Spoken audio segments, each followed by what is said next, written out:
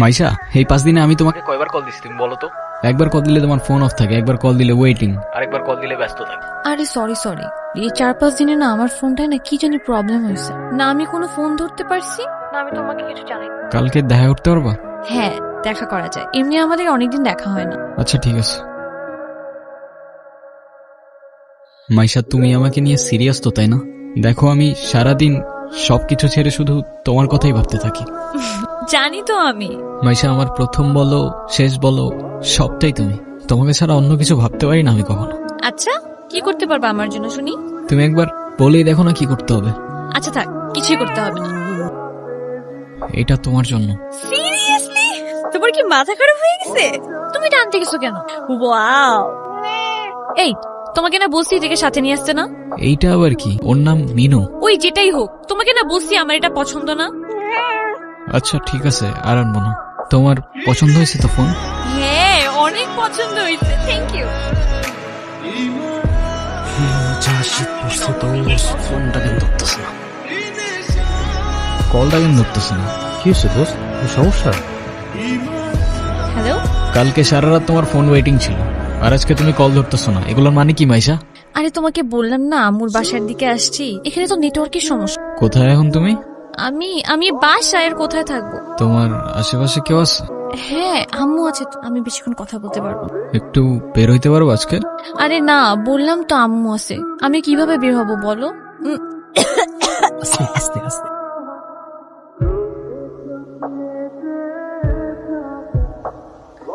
নীরব, আমি জানি তুমি আমাকে অনেক খারাপ ভাবতেছো। ও আচ্ছা, তোমার কি মনে হচ্ছে? কি ভাবা উচিত তোমাকে? কথা বলো। এখন কথা বলতেছো না কেন? তোমার পাশে তো তোমার আম্মু না। কোথায় তোমার আম্মু? আন্টি কোথায় আপনি? আমি তো দেখতেছি না। এই তুমি ওর সাথে এভাবে কথা বলতেছে কেন? এ ভাই তুই কে রে ভাই? হ্যাঁ, আমি ওর সাথে কথা বলতেছি। মাইশা তুমি কিছু বলতেছো না কেন? তাই ও কি বলবে? হ্যাঁ কি বলবে ও? মাইশা তুমি চলো তো আমার সাথে। আমি বুঝতে পারছি ও তোমাকে ভুলভাল বুঝেছে। আর যাই হোক, আমি তো তোমাকে চিনি, তাই না? আমি তো তোমাকে চিনি। আমি কথা দিচ্ছি আমি সবকিছু ভুলে যাবো, তুমি আমার সাথে চলো। মাইশা তোমাকে ডিসাইড করতে হবে, তুমি কার সাথে যাবা, আমার সাথে নাকি তার সাথে, যে কোনো একটা।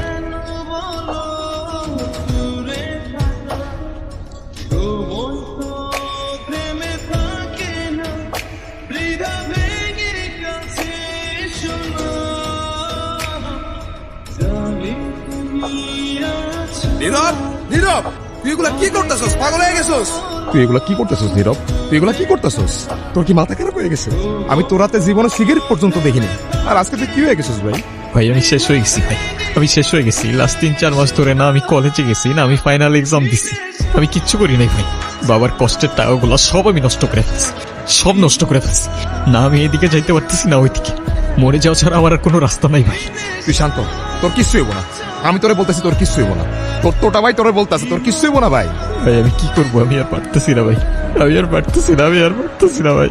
তুই চল আমার সাথে, তুই আমার সাথে চল, আমি সবকিছু ঠিক করতেছি, সবকিছু ঠিক করে দেব। কইছি না তোর টোটা ভাই বলছে না সবকিছু ঠিক করে দেবো। আয় আমার লগে, আয় আয়, আর কানবি না।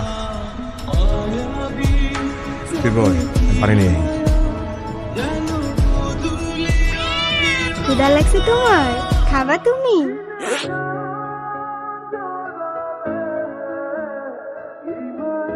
নাম কি ওর? মিনু। ওকে রাস্তায় ফেলে চলে গেছেন না? আপনার কি কোনো কমন সেন্স নাই নাকি? এত ছোট্ট একটা বাচ্চা কোথায় যাবে, কি খাবে, একটাবার ভাবছেন? শোনেন, ওরা কথা বলতে পারেন, তবে নিজের চোখ দিয়ে ওরা নিজের অভিমান প্রকাশ করে। কখনো বোঝার চেষ্টা করেছেন সেটা? আরে অথই তুই এনে। আরে ভাই বললেন না, এই ছোট্ট একটা বাচ্চারে রাস্তায় ফেলে চলে গেছে। কেমন লাগে বলেন? মেজাজটা খারাপ হয় না? তার উপর আবার কোনো কথার উত্তরই দেয় না। আরে শান্ত হ, শান্ত হ। এটা আমার কলিজার ছোড়ো ভাই। আসলে ওর মানসিক অবস্থা তেমন একটা ভালো নাই। ও কি করতেছে না করতেছে ও নিজেই কইতে পারতেছে না। তুই কোন কথা মনে লইস না বইন। সে যাই হোক, যেটা যত্ন নিতে জানে না সেটা নিজের কাছে রাখতে যাবে কেন? আপনার ভাইকে বলেন ঠিক মতো ওর যত্ন নিতে। আমি কিন্তু ওকে দেখতে আসবো, মনে থাকে যেন। শোন নীরব, আমাদের জীবনে এমন অনেক কিছুই আসে যেটা আমাদের সাথে থাকে না। জীবন যেখানে আটকে যায় ওইখান থেকে আমাকে জীবন আগায় নিয়ে যেতে হয়, সেখান থেকে শিক্ষা লইতে হয়। হ্যাঁ তোর জীবন তোকে বল শুরু বেড়া। তুই কি লিখে ভেঙে পড়তেছিস? কই যাস? মিনুরে খাবার দিতে ভুলে গেছিলাম ভাই, দিয়ে আসি। বুঝছো নীরব, আমার এই কবুতরের নাম রাখছি লক্ষ্মী। ওরা দেখা ঘরের থেকে বাইরে হইলে আমার যে দিনটা কি ভালো যায়, কিন্তু খাইতেই চায় না। হাই মিনি, এটা ওর জন্য। তোদের তো আনঅফিসিয়াল পরিচয় হয়েছে, কিন্তু অফিসিয়াল পরিচয় তো হয় না।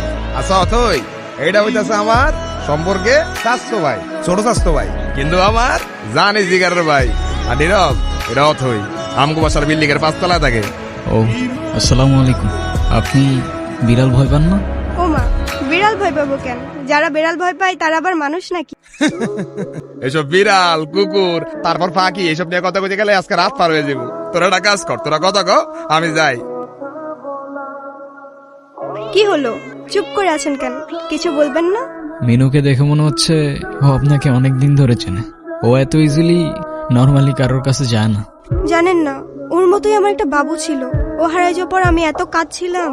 তারপর আর খুঁজে পান নাই? আচ্ছা একটা কথা বলি, কিছু মনে না করলে? হ্যাঁ বলেন। আমি ওকে একদিনের জন্য আমার বাসায় নিয়ে যাই। উম, প্লিজ প্লিজ প্লিজ, না করেন না। আচ্ছা ঠিক আছে। আমি যাই তাহলে, কাল দেখা হবে। Thank you.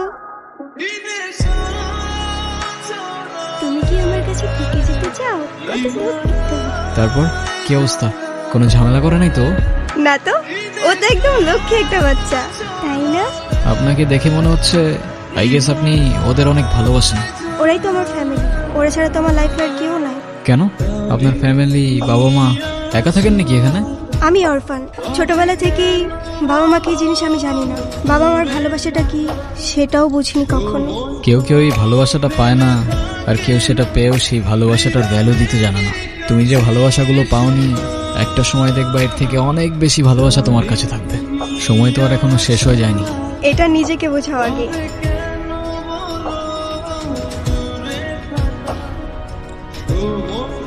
আর তারপর আপনি ওর জন্য পড়াশোনা বাদ দিয়ে ব্রিজ থেকে লাফ দিতে গেছেন। সিরিয়াসলি, এই যুগে কেউ কারোর জন্য মরে? মজা নিচ্ছ না? নাও নাও, মজা নাও। মজা না, আপনি অনেক ভালো একটা মানুষ। শোনেন, নিজের জীবনটা কিভাবে শেষ করে দিয়েন না। লাইফ সবাইকে একটা সেকেন্ড চান্স, হয়তো আপনাকেও দিবে, সেটাকে ইগনোর করুন। আমি জানি তুমি কথা বলতে চাও না। আমি কথা বলার মধ্যে সেই মুখটাও রাখছি, এটাও আমি জানি। আমি অনেক বড় ভুল করছি নীরব। তুমি আমার সামনে থাকা সত্ত্বেও আমি ভুল মানুষটাকে চুজ করছি। আমি তোমার লাইফে ব্যাক করতে চাই নীরব। আমি অনেক এক্সপেকটেশন নিয়ে তোমাকে কল। তুমি প্লিজ আমাকে ফিরিয়ে দিও না। Sorry, wrong number.